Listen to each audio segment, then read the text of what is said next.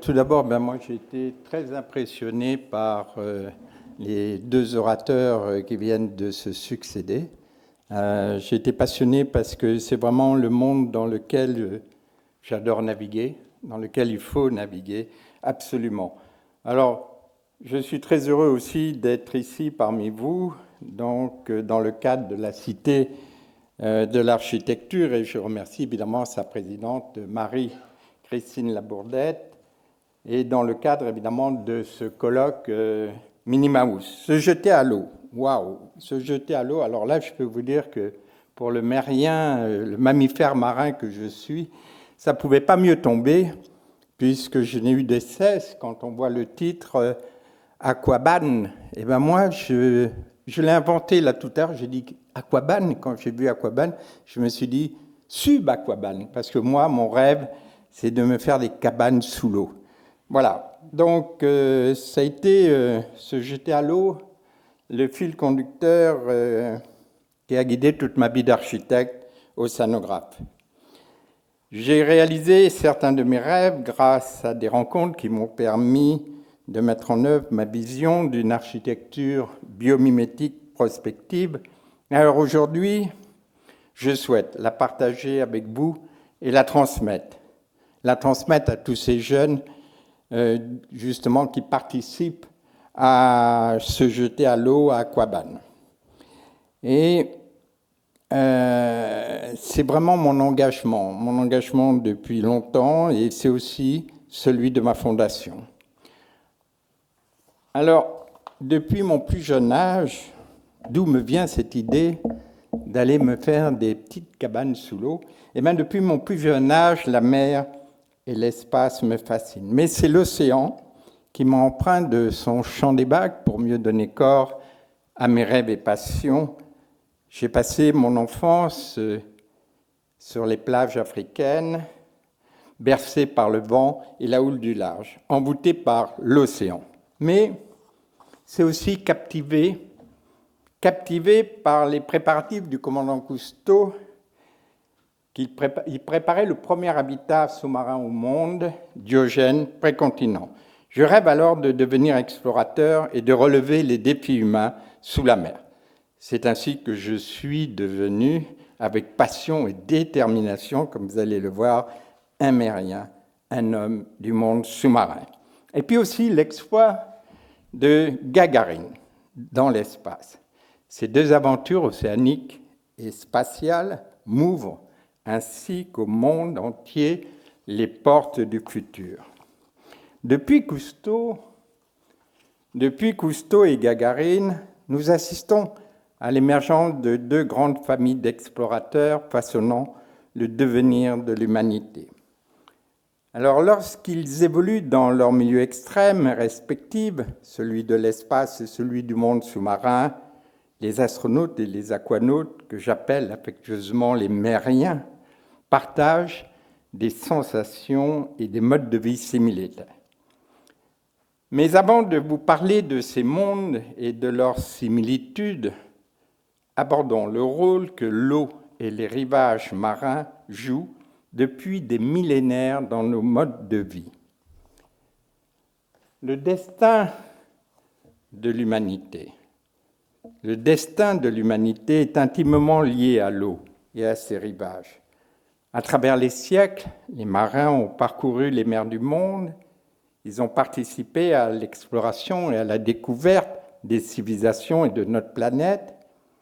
Nous savons aussi qu'à travers l'histoire, quasiment toutes les sociétés ont construit leurs capitales et leurs cités au bord de l'eau, des fleuves, des lacs, des littoraux et même en mer pour des raisons politiques, commerciales et depuis peu à des fins touristiques et sportives. Toutes ces cités se distinguent par une identité culturelle et artistique empreinte de leur proximité avec leur milieu aquatique, comme par exemple les peuples de la mer ou de l'eau, de la cité lacustre de Gambier au Bénin en Afrique, des habitats flottants des Uros sur le lac Titicaca au Pérou, des maisons sur pilotis en pleine mer où vivent près de 10 millions de bajau répartis sur les îlots des îles Philippines, Amsterdam, la Venise du Nord avec ses nouveaux quartiers sur l'eau, ou encore la plus belle des cités sur l'eau, Venise. Aujourd'hui, notre civilisation est de plus en plus attirée par la mer et son littoral. Cette branche maritime est l'un des écosystèmes les plus fragiles au monde. Si l'on observe de l'espace de nuit, la densité lumineuse du littoral planétaire, on constate la pression démographique qu'il subit. Au début du XXe siècle, nous étions à peine 2 milliards d'êtres humains, dont 20% habitaient près des côtes. Aujourd'hui, nous sommes 7 milliards. 50% habitent près du littoral. En 2050, c'est vraiment demain. Nous serons près de 10 milliards. 75% vivront près de la mer. Nous devons, comme ça a été évoqué tout à l'heure, nous devons aussi prendre en compte la problématique de la montée du niveau des océans. Mais il ne faut pas pour autant, à mon sens, tomber dans le catastrophisme. Avec lucidité, il est urgent de modifier nos comportements en inventant de nouveaux paradigmes pour l'aménagement du littoral et la gestion de l'eau et des océans. Notre planète bleue est un véritable vaisseau spatial. L'océan en est le cœur, il lui fournit les 2/3 de son énergie et de son oxygène. Comme vous le savez, il recouvre 71% de la surface du globe. Et pourtant, l'océan demeure encore largement méconnu et fragile. Il y a seulement un petit siècle que les explorateurs ont entrouvert les portes d'un nouveau monde, le monde sous-marin, le monde des mériens. Ce nouveau monde doit appartenir au bien commun de l'humanité. Si nous le protégeons, l'océan sera un gigantesque champ d'espoir d'où jailliront les énergies renouvelables de demain, la nourriture, la pharmacologie du futur et les biotechnologies nécessaires au développement de la Blue Economy et de la Blue Society.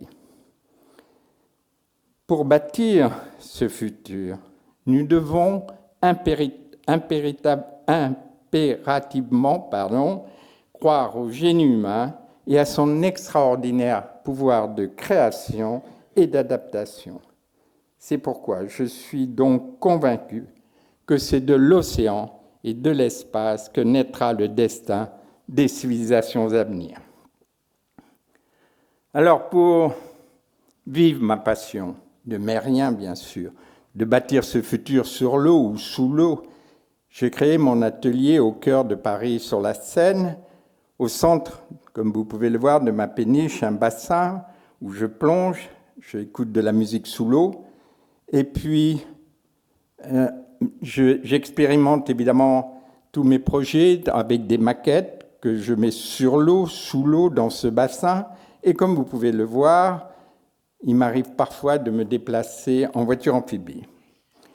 Alors pour être un peu plus sérieux, pragmatique, j'ai donc fondé mes recherches en architecture sur le biomimétisme que prônait Léonard de Vinci. Il disait à ses élèves « Allez prendre vos leçons dans la nature, c'est là qu'est notre futur ». Depuis l'origine du monde, la nature dessine les plus belles formes, les courbes les plus élégantes et fabrique les meilleurs matériaux. Alors, je n'ai eu qu'à m'inspirer du génie de Léonard et de la nature pour créer mes premiers projets comme cet engin bio-inspiré, le crabe araignée. Ou mes premiers dessins de cités flottantes, fermes marines, musées, hôtels sous-marins, maisons sous-marines.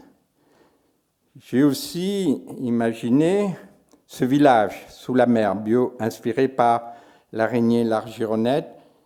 Ce projet devait être au large des îles Vierges, par moins 35 mètres de profondeur. Il est destiné à une communauté de 250 mériens scientifiques océanographes et à des programmes de recherche sur les similitudes de vie entre le monde de la mer et le monde de l'espace. Alors vous allez peut-être me dire, ah, il manque une diapo, c'est pas grave. Ah, pourtant elle est essentielle. C'est dommage. Alors, justement, paradoxe, je suis un rêveur, mais un rêveur pragmatique. Vous voyez, le destin veut que vous n'allez pas voir mon pragmatisme, qui était parce que je vais au bout de mes rêves. Je vais au bout de ces rêves que vous voyez, comme avec Galatée. Ma première maison sous-marine, la diapo, je ne sais pas où elle est, on va peut-être, ça c'est ma deuxième maison sous-marine, donc ça revient un petit peu au même.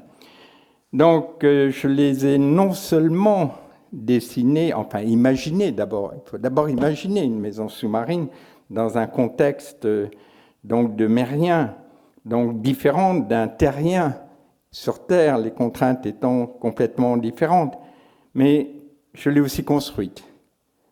Je l'ai dessinée, construite, mais aussi, surtout, le plus important pour moi, expérimentée. Galatée a révolutionné, en toute modestie de ma part, les habitats sous-marins de son époque, puisque je n'étais pas le seul à l'époque à créer ces habitats sous-marins en 1977. Il y a eu avec Cousteau Précontinent, il y a eu Tectail aux États-Unis, Hydrolab, mais son originalité, c'était l'aménagement intérieur spécifique à ce mode de vie en milieu extrême et surtout à son positionnement entre deux eaux pour garantir un impact minimum sur l'environnement.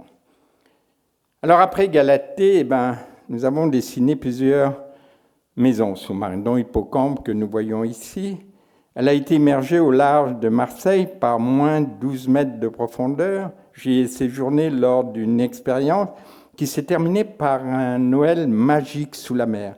Une première mondiale retransmise dans le monde entier, tellement c'était unique. Nous avons invité, tenez-vous bien, 3 enfants plongeurs à nous rejoindre dans l'habitat qu'on avait un petit peu remonté pour des questions de sécurité, pour y recevoir leurs cadeaux et partager le repas de Noël au cœur du Grand Bleu. Je peux vous dire que plus de 30 ans après, cela reste le plus beau de leur Noël, et moi aussi, bien sûr. Alors, en revanche,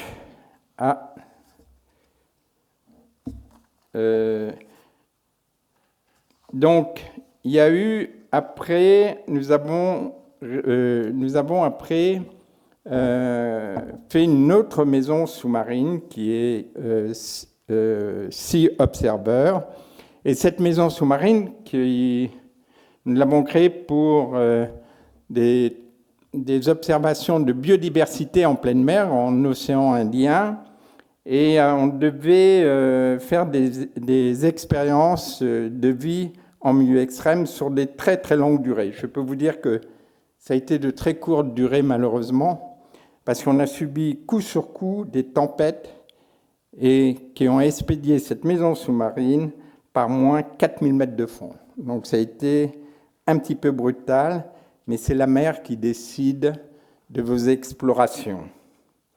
Alors en revanche, la mer a été beaucoup plus clémente lors de multiples expériences que nous avons menées avec les aquabules que nous voyons ici. Nous avons conçu ces abris sous-marins un petit peu comme les cabanes, comme aquacabanes. Donc des abris sous-marins en forme de méduse pour accueillir 3 plongeurs durant plusieurs heures. Leur capacité à se positionner à différentes profondeurs facilite l'observation de la faune et de la flore, et elles servent aussi à des recherches d'archéologie sous-marine. D'ailleurs, en juin prochain, nous allons en expérimenter une nouvelle dans la baie de Monaco avec en partenariat le musée océanographique de Monaco. J'ai eu l'immense chance de vivre en mérien 12 expériences de séjour dans des habitats sous-marins, 24 heures sur 24, sur de longues durées. Vous finissez par vivre en osmose avec la biodiversité du monde sous-marin. Vous ne pouvez pas vous imaginer l'immense bonheur que c'est d'habiter la mer, y travailler, de restaurer et développer des créations artistiques vous procure des sensations uniques, spécifiques à ce cadre de vie. Et puis le plaisir de sortir de son habitat directement dans la troisième dimension, parce que vous êtes en troisième dimension dans l'espace sous-marin. Enfin, et aussi, quand on s'endort sous l'eau et on se réveille, entouré d'une faune étonnée de découvrir des êtres humains, je peux vous dire que ça fait drôle, dans un bocal rempli d'air. Aujourd'hui, je poursuis ces expériences de vie dans des habitats subaquatiques grâce à mon ami Bill Todd, qui est le directeur des programmes Space Analog, NEMO à la NASA. Ce sont des programmes qui sont basés sur des similitudes de vie. Il y a beaucoup de similitudes entre le monde de l'espace, les astronautes et les aquanautes. D'ailleurs, à partir de ces expériences qu'on mène chaque année à Key Largo, au large de Key Largo, nous sommes en train d'étudier un nouvel habitat sous-marin qui s'appelle Seaspace, celui-là, et qui sera conçu pour 12 plongeurs qui iront à moins 20 mètres de profondeur. J'espère que j'y participerai, au large donc de Key Largo. J'ai eu aussi la chance de vivre certaines de ces expériences sous la mer avec des astronautes, puisque je vous parlais de similitudes, toujours à Key Largo, puisque c'est la base de la NASA d'entraînement sous la mer des astronautes, dans l'habitat sous-marin Chalupa, comme ici avec Jean-Loup Chrétien, qui nous avait rejoint, qui est, comme certains d'entre vous savent, c'est le premier cosmonaute français, et Volodya Titov, qui lui, donc on le voit à côté de Jean-Loup Chrétien, qui a un polo noir, qui lui alors a vécu 1 an dans l'espace, c'est le premier homme à avoir vécu 1 an dans l'espace, et puis derrière, dans le hublot, Ray Presley et moi-même. C'est d'ailleurs dans ce même habitat avec Ray que 2 ans plus tard, j'ai participé au record du monde de 69 jours passés sous la mer.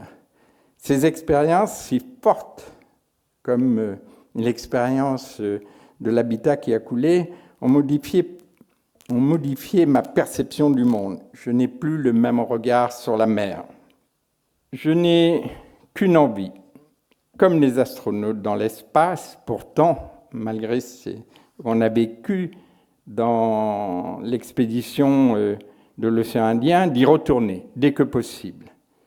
Dans ces expériences, j'étais the French cook. C'est très, très, très important dans ce type d'expérience de transposer l'art de la gastronomie. Ça maintient l'équipage. Et les Américains, les astronautes, entre autres, et même les aquanautes, étaient vraiment contents d'avoir un French cook. Et en plus, j'adore ça. J'adore faire la cuisine. Alors, transposer l'art, c'est un vaste programme, comme on vient d'en parler, vous en avez très bien parlé, par rapport à l'environnement, ça m'a passionné. Donc l'art et la culture ont toujours accompagné les grandes aventures humaines et l'évolution, comme vous l'avez très bien décrit, des civilisations. Il en sera donc de même pour l'aventure sous-marine et spatiale, car l'océan et l'espace sont des univers de création artistique et culturelle uniques et infinis. Sous la mer, je peux vous dire, c'est quelle créativité on peut développer. Nous voyons de plus en plus sous l'eau des expressions artistiques toujours plus innovantes, des artistes, chorégraphes, musiciens, peintres, sculpteurs, qui deviennent des mériens le temps d'une œuvre. Dans l'espace, comme la mer, est une immense source d'inspiration. Ici, avec le projet de sculpture pour la Lune, cette chorégraphie en apesanteur ou ces ondes électromagnétiques sculptées, mais les astronautes aussi. Beaucoup d'astronautes sont des artistes. On voit ici le russe Leonov, Alexis Leonov, qui peint des tableaux aux compositions uniques dans l'espace. J'ai vu ces tableaux, il me les a montrés à la Cité des Étoiles. Je peux vous dire que c'est étonnant, les harmonies qu'il arrive à faire dans l'espace et qu'il n'arrive pas à faire de la même façon sur Terre. Thomas Pesquet, jouant du saxo dans la station spatiale ISS, ou la performance de Jean-Loup Chrétien, qui a été l'occasion d'ailleurs d'une première mondiale en direct, à la télévision entre Jean-Loup à bord de la station Mir dans l'espace et moi sous la mer, parlant avec lui. Je peux vous dire que ça a été un moment waouh, très fort, tout en l'écoutant jouer de la musique spatiale. Ces passions pour l'art dans l'espace m'ont d'ailleurs conduit à imaginer personnellement un certain nombre de projets en collaboration avec plusieurs artistes, ingénieurs de l'ESA, du CNES, de la NASA, et notamment nous avons imaginé un diapason spatial pour la symphonie de la Terre qui retransmettait donc les battements de cœur à l'ensemble de l'humanité. Mais aussi, on avait une idée, enfin plus qu'une idée, puisque ça a été très loin, ça a failli se réaliser, et ça se réalisera dans un futur prochain, un voilier solaire, une course, imaginez une course de la Terre à la Lune, ou encore, en ce moment, on travaille, puisque les hommes, les êtres humains vont retourner sur la Lune en 2024-2025, donc sur un village lunaire, une base lunaire pour une communauté d'astronautes. Mais soyons lucides. Habiter dans l'espace ou sous la mer n'est pas encore à la portée de tous. Alors, comment découvrir le monde sous-marin sans plonger ? J'ai simplement mis des yeux au bateau, c'était tout simple, en équipant leur coque de baies transparentes sous-marines. J'ai donné la possibilité aux scientifiques, aux marins et aux amoureux de la mer de voir enfin sous la mer. Nous avons construit une vingtaine de ces bateaux que vous voyez, des semi-submersibles en forme de Raymanta qui peuvent emporter une dizaine de personnes et des Seascope aussi qui peuvent emporter 26 personnes voyageant sous la mer.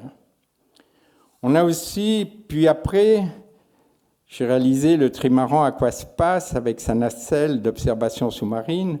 Cette nacelle que vous voyez, elle fait 22 mètres de long, entièrement transparente. Elle m'a permis de réaliser un autre de mes rêves les plus chers, parcourir les mers du monde avec un regard permanent sous la mer et observer sous l'eau la migration des baleines pendant de longues traversées océaniques. Et j'ai voulu aller encore plus loin dans mes rêves. Aller plus loin en ayant l'audace de plonger dans les profondeurs des océans.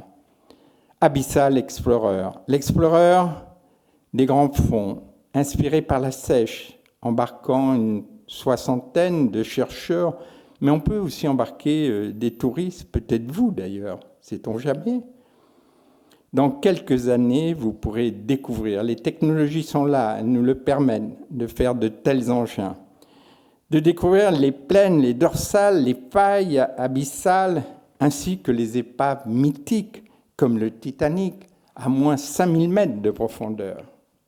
Mais la synthèse de mes projets de plus de 30 ans de travaux et d'expériences sous la mer est Sea Orbiter, un laboratoire permanent au cœur des océans, une plateforme scientifique et éducative unique au monde, à l'image de la station ISS dans l'espace, ce vaisseau vertical en forme d'hippocampe, véritable sentinelle des océans, permet à un équipage de vivre sous la mer sur de longues durées avec un regard et une écoute permanente sur ce monde prolixe.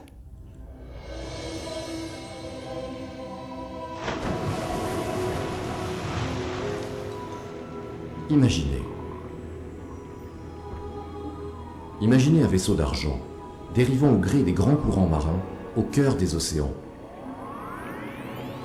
À l'aube du XXIe siècle, une expédition unique au monde s'annonce pour permettre un nouveau bond en avant dans l'exploration de la planète bleue. Sea Orbiter. Sa mission, explorer un océan encore largement méconnu pour mieux comprendre son fonctionnement et éduquer les hommes sur son rôle essentiel pour la planète. Grâce à son mode de navigation lente et à sa très grande autonomie, il permettra des séjours de longue durée pour de multiples familles d'explorateurs. Une observation sous-marine jour et nuit de l'inépuisable richesse des formes de vie marine. Des accès subaquatiques permanents et faciles au monde sous-marin pour une parfaite symbiose avec l'univers aquatique. Tout cela fait de Sea Orbiter la première station océanique internationale nomade voguant au cœur du plus grand des écosystèmes terrestres, l'océan. Sentinelle dressée au sein des plus grands fleuves de la mer, Sea Orbiter accueillera un laboratoire scientifique permanent ainsi qu'une plateforme de communication unique en son genre qui donnera à son aventure exploratoire une dimension planétaire. À son bord, et pour la première fois au monde, un équipage de 18 personnes pourra vivre sous la mer 24 heures sur 24 avec une capacité de déployer un grand nombre d'engins d'investigation subaquatique permettant à Sea Orbiter d'étendre son champ d'exploration vers le monde inconnu des abysses. Équipé de multiples capteurs, en lien avec les réseaux de satellites scientifiques, il conduira au renforcement de la connaissance de l'impact de l'océan sur l'atmosphère et le climat terrestre actuel. Effectués en Norvège, au Marine Tech, le plus grand laboratoire européen de simulation, tous les tests ont été concluants.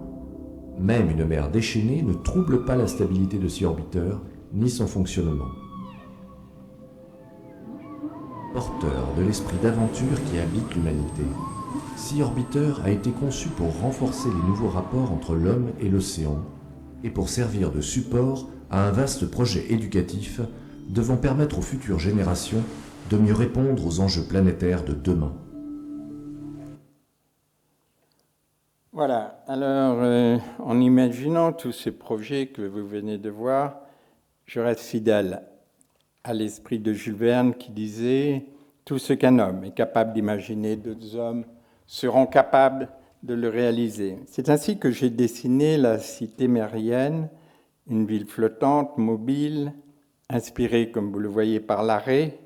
Cette cité océanographique internationale de 900 mètres de long et de 500 mètres d'envergure, placée sous l'égide des Nations Unies, accueillera 25 000 personnes, chercheurs, étudiants, à la découverte du monde encore si peu exploré. Alors, pour comprendre cette nécessité de ces explorations, nous devons sensibiliser et initier un large public au mystère du monde sous-marin. C'est dans cet esprit que nous avons réalisé plusieurs grands musées de la mer à travers le monde. Ils allient les domaines scientifiques, éducatifs et culturels pour éveiller les consciences aux grands enjeux planétaires des océans. Comme ici, le centre de la mer Océanopolis à Brest et Nausicaa Boulogne-sur-Mer que nous avons construit. Et à l'heure actuelle, nous construisons à Montréal l'écomusée Fara Natura, dédié à la biodiversité marine de la Polynésie française. On voit à gauche. Nous avons donc d'autres projets aussi. L'Océanoarium à Kochi, en Inde, il est conçu comme une feuille, ou à Qingdao, en Chine, le musée de la mer, qui lui s'inspire du nautile. À chaque fois, cette bio-inspiration, comme vous pouvez le voir. Alors, parmi ces concours internationaux que nous avons remportés avec notre agence, le musée d'archéologie sous la mer dans la baie d'Alexandrie, en Égypte, qui est placé sous l'égide de l'UNESCO. Alors, le concept de ce musée conduit les visiteurs en immersion, comme nous allons le voir dans le film, à moins 6 mètres sous la mer, au cœur des vestiges du palais de Cléopâtre et du port des galères royales, engloutis.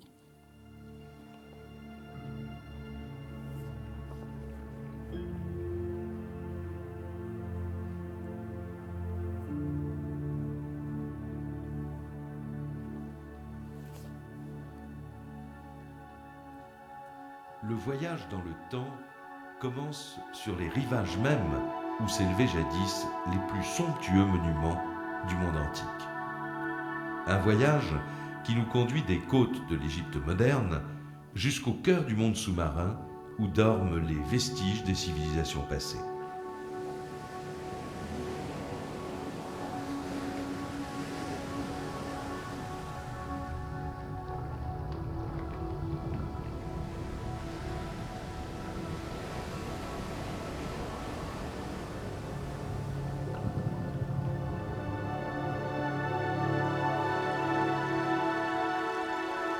Nous voici à bord d'une vaste agora, suspendue au-dessus des flots, protégée d'un ample vélum jouant avec les brises marines.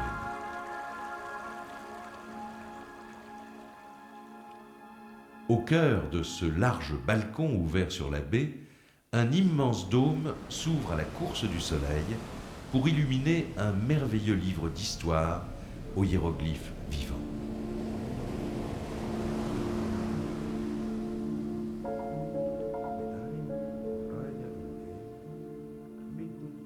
À l'étage inférieur, à l'issue des premières salles d'exposition du musée, un tunnel sous-marin, véritable porte temporelle, entraîne le visiteur explorateur au cœur de la baie.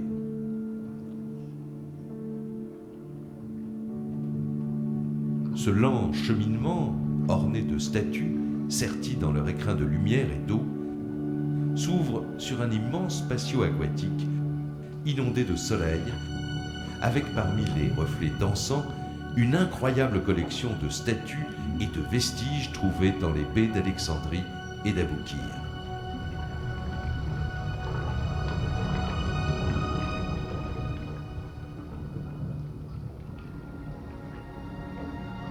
Ces émouvants témoins du passé sont mis en valeur par une scénographie mêlant magie et beauté du monde sous-marin.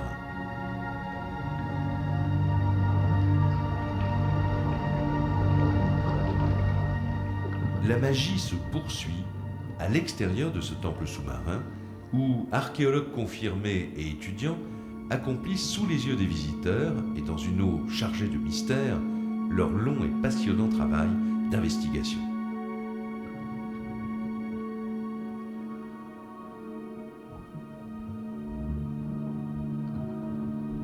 Il reste encore tant à découvrir du phare, du palais de Cléopâtre, des galères royales.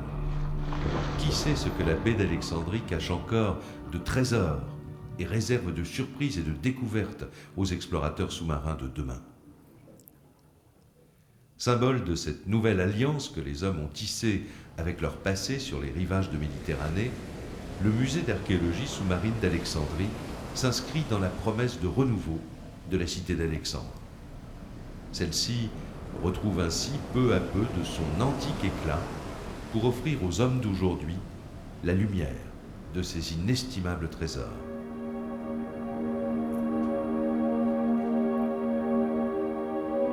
Je peux vous dire que c'était un moment à chaque fois d'émotion de plonger parmi ces statues.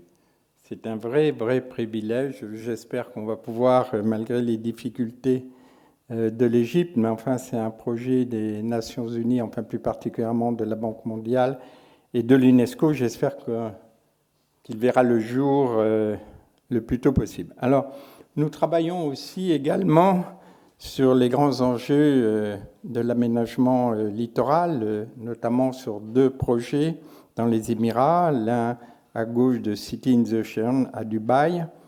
C'est un complexe hôtelier avec des chambres et restaurants sous-marins.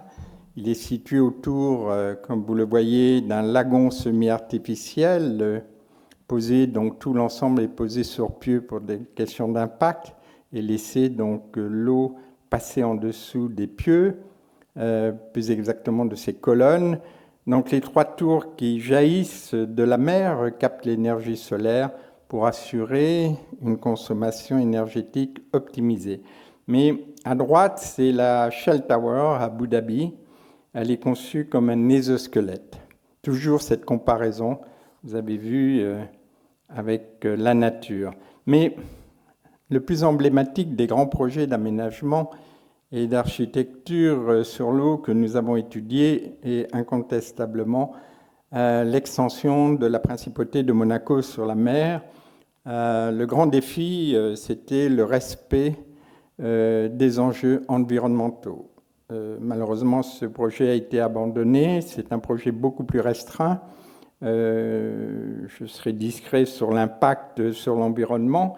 Mais donc celui-ci prévoyait des zones de réserve semi-naturelles autour de la construction, autour de ces 2 grandes digues d'1,5 km, posées justement sur des colonnes de 10 mètres de diamètre, par 80 mètres de fond, captant l'énergie de la houle et des courants. Ces digues constituaient aussi des récifs artificiels. Elles accueillaient une gare maritime, une université de la mer, des logements, et surtout aussi elles protégeaient l'opéra de la mer et une Venise des temps modernes. L'un des enjeux majeurs qui me tient le plus à cœur, c'est évidemment l'aménagement du littoral et la problématique de la montée du niveau des océans. Il y a plusieurs façons de l'aborder, d'y répondre. Là, c'est une des nombreuses approches que nous avons. C'est des échelles différentes suivant les localisations géographiques, sociétales, économiques.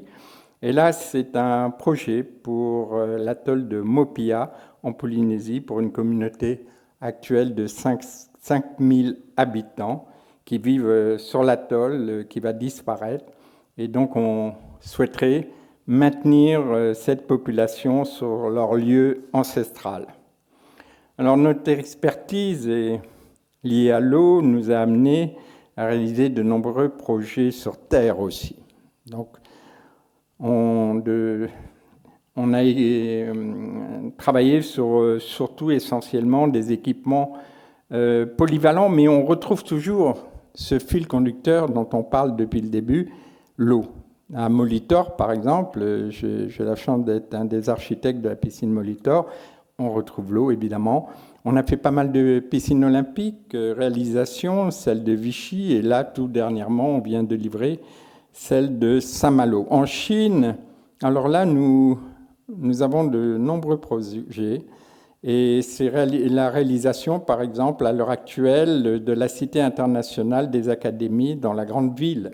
Là, on retrouve encore l'eau pas très loin, puisque c'est dans la ville de Qingdao, la grande ville portuaire de la Chine. Là, c'est un bâtiment symbolique, iconique, qui justement, sur ce kilomètre, abrite un palais des congrès de 10 000 places et un vaste centre d'affaires, une galerie d'art, un centre d'hébergement pour étudiants, un complexe sportif et une tour de 370 mètres de haut, accueillant un hôtel de 5 étoiles avec des appartements hôtels. Mais là, la symbolique, c'était un dragon vert qui sortait de l'eau. Donc on a travaillé sur cette symbolique du dragon. Alors avant de conclure, je voudrais partager avec vous ceci. Le langage de l'eau est un langage de tendresse, de caresse, qu'aucun mot ne saurait exprimer. On parlait d'aquabal. On parlait donc de ces cabanes qu'on construit, et je vous parlais de ces cabanes que j'ai construites. Là, pour des enfants, à plusieurs reprises, je leur ai construit une petite cabane que vous voyez là, qu'on a positionnée à 3 mètres sous l'eau pour des questions de sécurité, évidemment. Et ces enfants, qui n'avaient jamais plongé, sont venus dans cette cabane, les enfants de 6 à 12 ans, pour écouter, regarder, écouter de la musique sous l'eau, dessiner et même y déjeuner. Leur regard émerveillé, ce passé de mots, ils ont parfaitement ressenti les émotions profondes déclenchées par ce monde mystérieux. Ils sont, vous l'imaginez bien, devenus des mériens. Cette jeunesse, nous devons l'accompagner, nous devons donner aux jeunes architectes internationaux qui désirent bâtir ces nouveaux mondes et aux artistes qui les accompagnent l'élan et les moyens indispensables pour bâtir leurs rêves. C'est avec cette volonté que j'ai créé en 2009 la Fondation Jacques Rougerie, Génération Espace Mer, sous l'égide de l'Institut de France, dont le prince Albert me fait l'honneur d'être le président, mais c'est un président, je peux vous dire, extrêmement actif. À travers ces concours internationaux d'architecture et d'art, elle souhaite faire naître des vocations, favoriser l'éveil, la sensibilisation et l'action de tous pour la création d'un nouveau rapport entre l'humain et son environnement. La Fondation décerne chaque année les prix d'architecture de la mer, de l'espace et de la problématique de la montée du niveau des océans, en partenariat avec l'UNESCO. Et elle décerne aussi les prix de l'art dans l'espace et sous la mer. Elle favorise donc tous ces projets des lauréats dans des conférences, des expositions internationales et dans les réseaux sociaux à travers le monde. Cette année, nous célébrons les 10 ans de ce concours. Depuis sa création, la Fondation a reçu plus de 10 000 candidatures venant de 150 pays. Ça veut bien dire que les jeunes s'intéressent à ces grands enjeux de demain. Les concours de la Fondation ont permis de créer une banque de plusieurs milliers de projets qui s'enrichit chaque année et constitue une ressource unique pour contribuer à bâtir le monde de demain. Enfin, vous allez voir justement leur projet.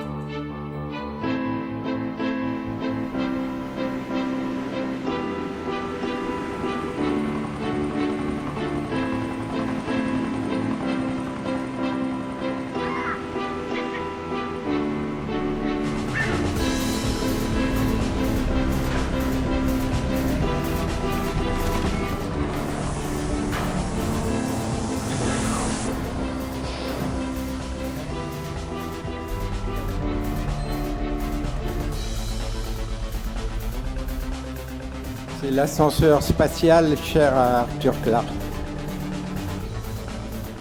sur lequel d'ailleurs les Russes et les Américains travaillent à l'heure actuelle.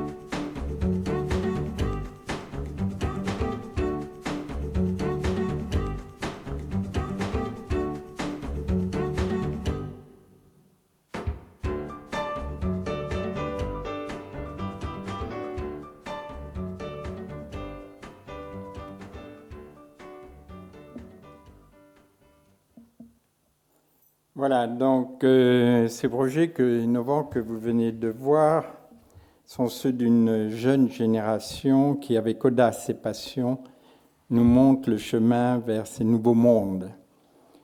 Elle veut vivre avec ses rêves, alors laissons-les naître, car c'est l'intensité des rêves que l'on réalise qui donne un sens, le goût de la vie. Merci.